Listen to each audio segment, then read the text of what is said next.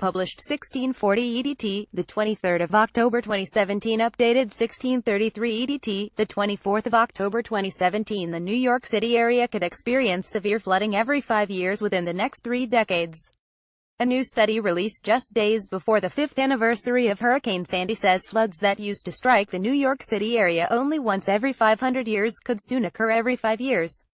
The study, performed by researchers at several universities, was published on Monday in the Proceedings of the National Academy of Sciences.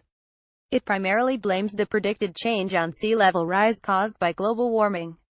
"This is kind of a warning," said Andrew Garner, a Rutgers University scientist and study co-author.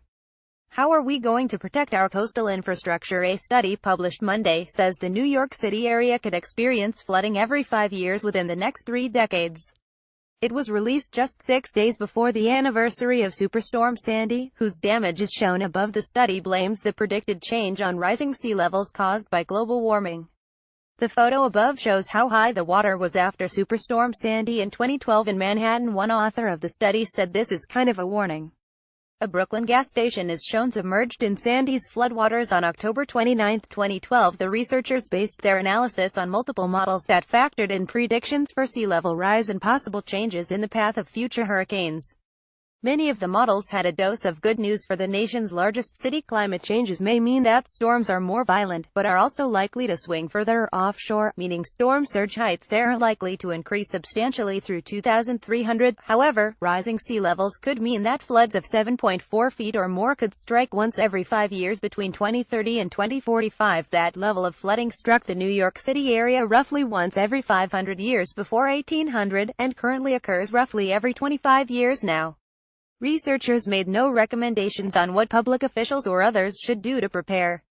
"The idea is this kind of study we hope will provide information that people making those kinds of decisions can use," Garner said. "We know that when Sandy hit in 2012, of course, subways, tunnels flooded, power was knocked out, parts of the city were just really devastated, so studies like this provide some warning," she said.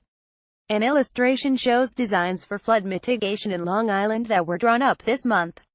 The study's researchers made no recommendations on what public officials or others should do to prepare for the predicted flooding. Another illustration released this month shows flood mitigation plans for the Manhattan borough of New York City. Floodwater can be seen as it is pumped out of a building in the financial district of Manhattan following Superstorm Sandy.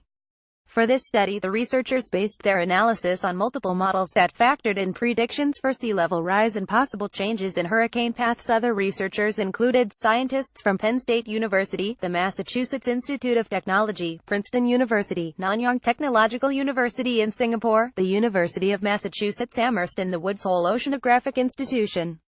The researchers said there is scientific consensus that global sea level will rise in the coming centuries, although it is not certain how high. They cautioned that sea level rise at New York City could exceed 8 feet by the end of the century if, in a high-emissions future, the West Antarctic ice sheet rapidly melts.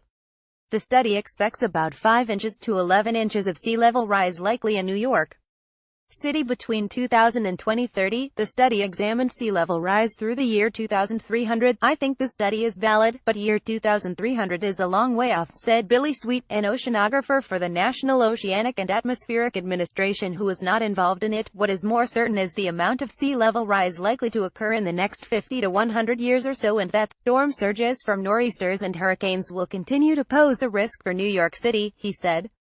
Hurricane Sandy merged with 2 other weather systems into an unusual storm that devastated the oceanfront coastline and caused catastrophic flooding in New York and cities in New Jersey on October 29, 2012. It was blamed for at least 182 deaths and $65 billion in damage in the U.S. State and city officials in New York say they are planning numerous projects to guard against future flooding, including fortifying utilities and transit facilities, and note other projects are still in the design stage.